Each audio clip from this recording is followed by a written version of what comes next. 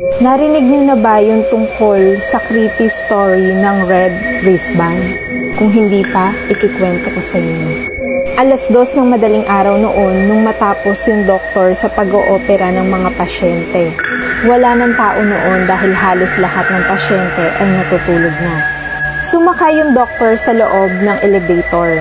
Bukas nito ay merong babaeng nakasakay sa loob.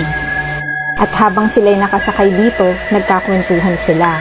Pero nung pababa na yung elevator, bigla itong bumukas.